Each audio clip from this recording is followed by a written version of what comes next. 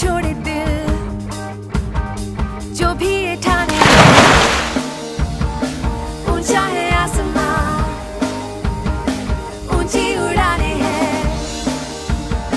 करके ही छोड़े दिल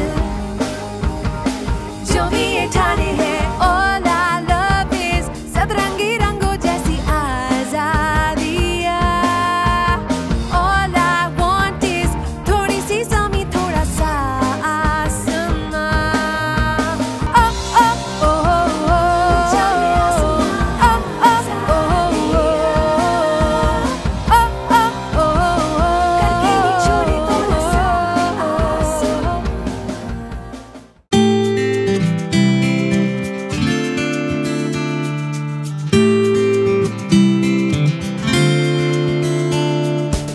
জানুয়ারি মাসের 31 তারিখের বৃষ্টি ভেজা ভোরে আমাদের যাত্রা শুরু হলো নেতাজি সুভাষচন্দ্র বোস ইন্টারন্যাশনাল এয়ারপোর্টের উদ্দেশ্যে। গন্তব্য আমাদের সবার পছন্দের আন্দামান।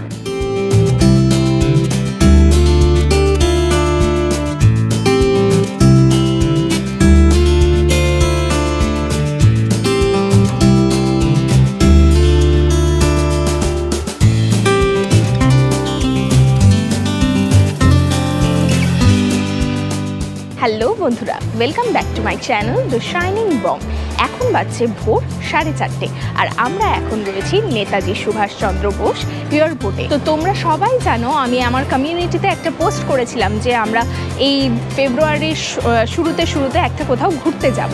তো প্রচুর লোকেরা ভোট দিয়েছিলেন লাক্ষাদ্বীপ, আন্দামান এই সমস্ত জায়গাতে। তো আমরা আজকে যাচ্ছি আন্দামানে ঘুরতে। আর আমাদের চেক ইন পত্র সব কিছুই ডান হয়ে গেছে। আমাদের ফ্লাইট হচ্ছে ভোর ঠিক 5:45 তো চলো একেবারে দেখা হচ্ছে ফ্লাইটের ভেতরে। আন্দামানে আপনারা জাহাজে কিংবা ফ্লাইটে করে পৌঁছে যেতে পারেন। আমরা গেছিলাম ফ্লাইটে।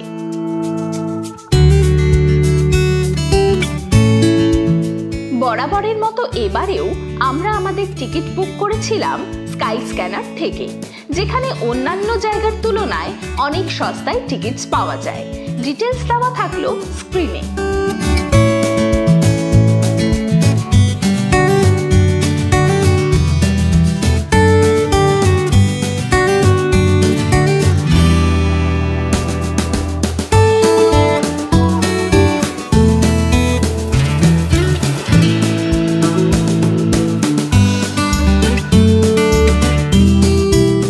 ফ্লাইট থেকে আন্দামান দ্বীপপুঞ্জকে বড়ই অপূর্ব লাগছিল।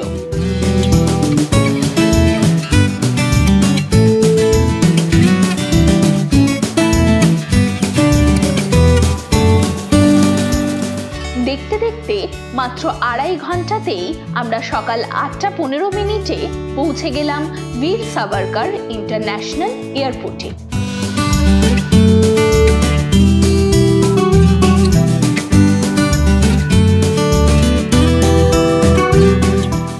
নির্ধারিত টাইমে আমরা পৌঁছে গেছি পোর্ট ব্লেয়ারে। এরপরে আমাদের গাড়িও চলে এসছে, গাড়িতে করে আমরা চলে যাব আমাদের হোটেলে। আমরা আমাদের এই ট্রিপটি বুক করেছিলাম ডেস্টিনেশন ডেজির থ্রু দিয়ে।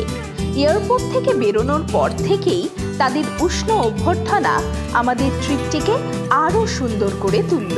এখানে মানে রোদ নেই, কিন্তু বেশ ভালো রকমেরই গরম আছে। সোয়েটার পরে থাকা যাবে না, তবে একটু মেঘলা মেঘলা রয়েছে আজকে।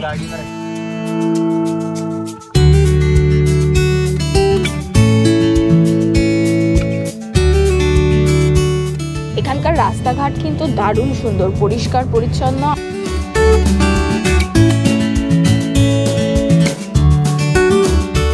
পোর্ট ব্লেয়ারে আজকে আমাদের আস্তানা অলিভ হোটেলসে, আর এটা ফিনিক্স বেতে। তো তাহলে চলো এরপর আমরা রিসেপশনের কাজটা মিটিয়ে নিই, তারপরে তোমাদেরকে আমাদের কিরকম রুম দেওয়া হচ্ছে সেটাও দেখিয়ে দিচ্ছি।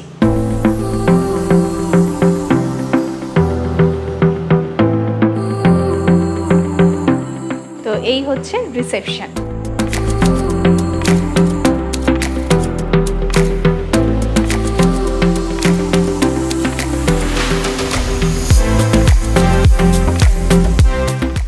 হোটেলে পৌঁছে গেছি আর সাথে সাথে ওয়েলকাম ড্রিঙ্কসও চলে এসছে। তো আমাদের সব রকমের ফর্মালিটিস এখানে শেষ হয়ে গেছে, শুধুমাত্র আধার কার্ড নিয়ে এলেই এখানে হবে। এই অলিভ হোটেলে দু ধরনের ক্যাটাগরির রুম রয়েছে, ভিউ রুম আর নন ভিউ রুম। আমাদের ছিল ভিউ রুম আর সেটা ছিল 3rd ফ্লোরে। চলো আমাদের রুমটা তোমাদেরকে দেখিয়ে দিই। আমাদের রুম নাম্বার হচ্ছে 303। এই হচ্ছে আমাদের রুম আর এটা হচ্ছে একটা ডিলাক্স রুম।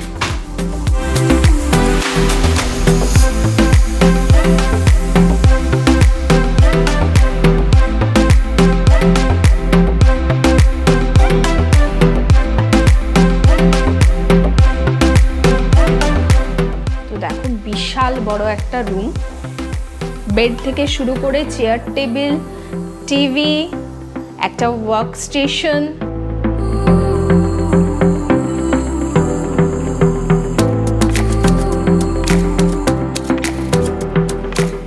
এই ভিউ রুমের ট্যারিফ 7,000 টাকা। এর সাথে আপনারা 15 থেকে 20% ডিসকাউন্টও পেয়ে যাবেন। রুমটা তো তোমরা দেখলেই বিশাল বড় রুম, আর সব থেকে সুন্দর যে জায়গাটা সেটা তোমাদেরকে দেখাই।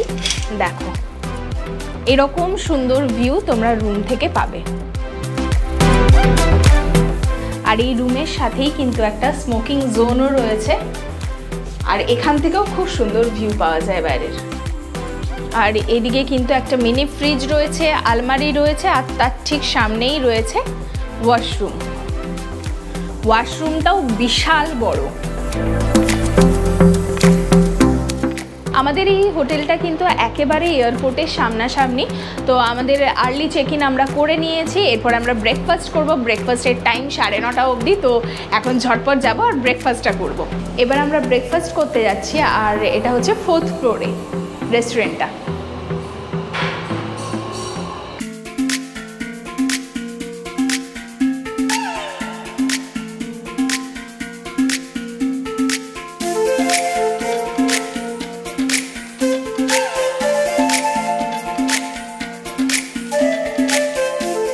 আর এই রেস্টুরেন্ট থেকে কিন্তু দারুণ সুন্দর ভিউ রয়েছে।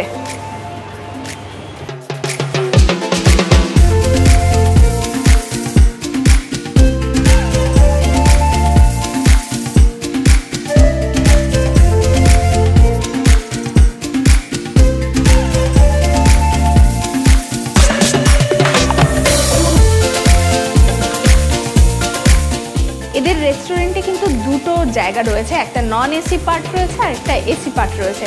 তো আমরা এখন এসিতেই বসছি, বেশ ভালো রকমের গরম রয়েছে। এখান থেকে কিন্তু অপূর্ব সুন্দর ভিউ পাওয়া যাচ্ছে।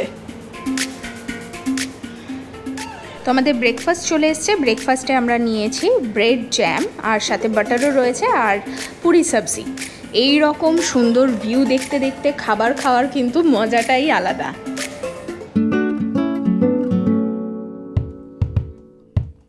এবার আপনাদের একটা নন ভিউ রুম দেখিয়ে দিই।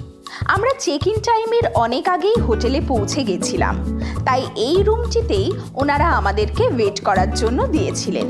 এই নন ভিউ রুমটির প্রাইস 5,000 টাকা। এর ওপরেও আপনারা 15 থেকে 20% ডিসকাউন্ট পেয়ে যাবেন।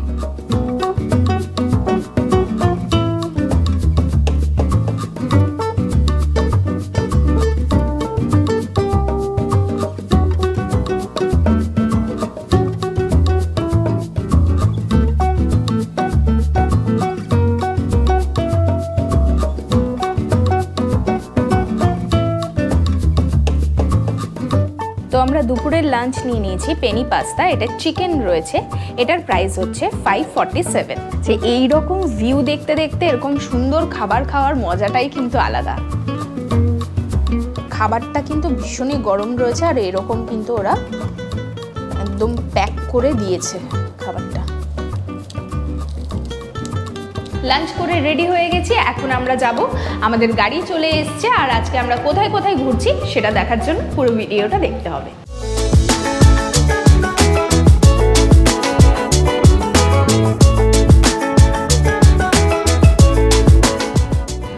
এখন আমরা যাচ্ছি কার্ভিংকো বিচ।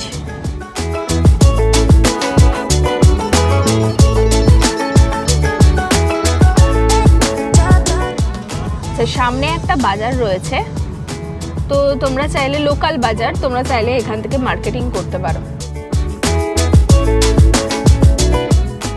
প্রচুর জিনিসপত্র রয়েছে মার্কেটটাতে।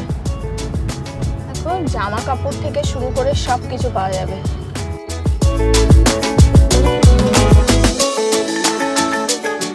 এত সাজানো গোছানো একটা দ্বীপ, সত্যি দেখে মনে হয় যে বিদেশে চলে এসেছি। আমি আগেও আন্দামান এসেছি, এই জায়গাটা আমার সব থেকে বেশি পছন্দের।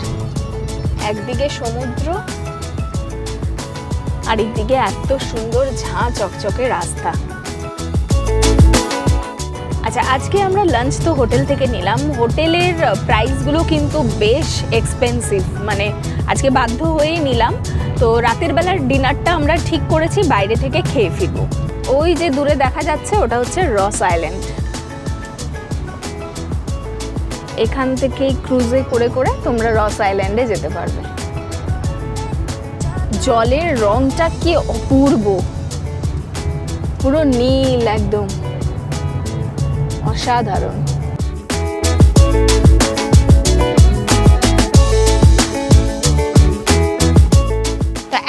সবার প্রথমেই চলে এসেছি কার্ভিন কোভ বিচে। চলো বিচটা আমরা খুব সুন্দরভাবে ঘুরে দেখি। আর এখানে কিন্তু বিভিন্ন রকমের ওয়াটার স্পোর্টস তোমরা করতে পারবে, বিভিন্ন রকমের অ্যাক্টিভিটিসও করতে পারবে।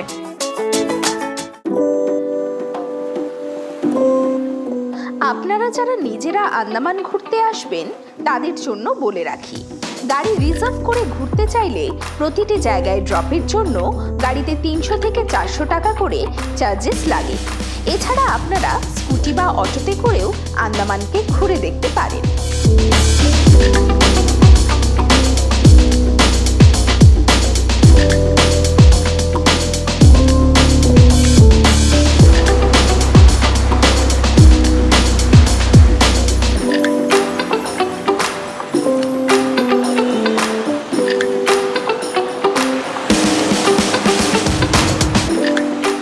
এই বিচটা কিন্তু ভীষণই সুন্দর। আর এই দেখতে পাচ্ছ এরকমভাবে শেপ করা রয়েছে হার্টে। এগুলো সন্ধেবেলাতে সুন্দর লাইট জ্বলে ওঠে, তখন আরও সুন্দর লাগে জায়গাটা।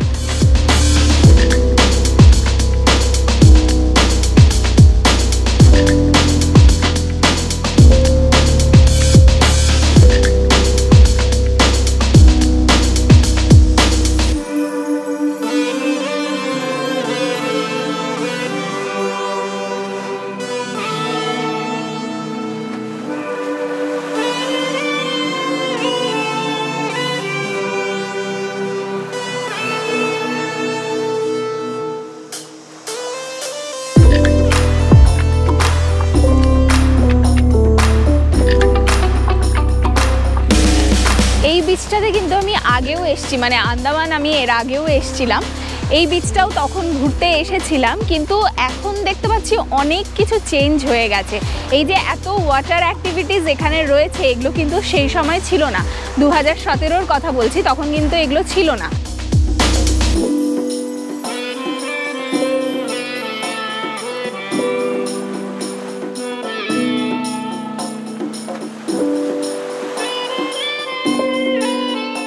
একটা জিনিস দেখাই, ওই যে দূরে আইল্যান্ডটা দেখা যাচ্ছে ওটার নাম হচ্ছে মিনি স্নেক আইল্যান্ড।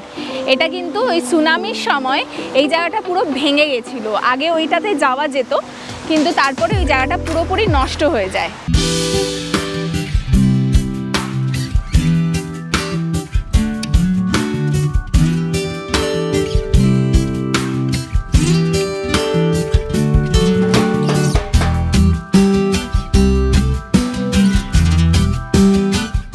এখানে কিন্তু প্রচুর দোকান রয়েছে, তোমরা চাইলে এখানে টুপি, তারপর ঝিনুকের মালা ফালা অনেক কিছুই রয়েছে, সেগুলো তোমরা কিনতে পারো।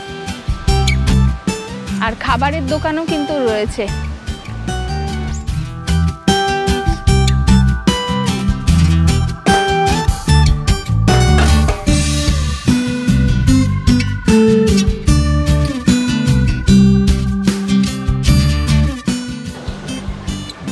কেমন লাগছে?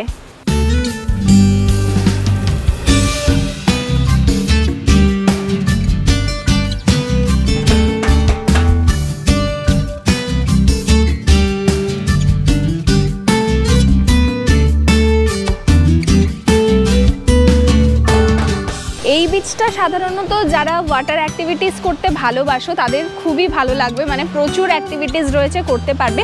আর যারা ধরো এমনি ঘুরতে আসবে তাদেরকে বলবো বিকেল দিকটাতে এলে এই জায়গাটা আরও বেশি সুন্দর লাগবে, মানে এই সব লাইট ফাইট জ্বলে উঠবে আর এখান থেকে খুব সুন্দর সানসেটও দেখা যায়।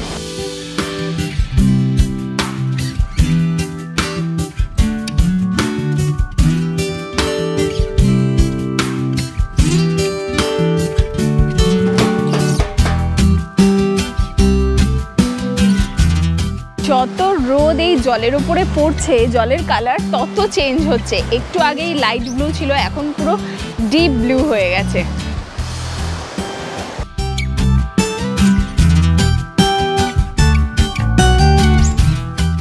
বিচ ঘোরা অলমোস্ট ডান, এরপরে আমরা চলে যাব সেলুলার জেলে।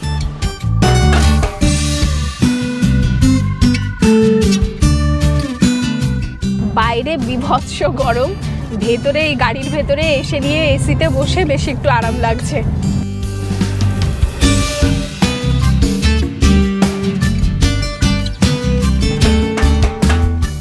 এই রাস্তাটা আমার বরাবরই ভীষণ ভালো লাগে, একদম সমুদ্রের জলগুলো পুরো রাস্তাতে এসে ধাক্কা মারে, ভীষণ সুন্দর।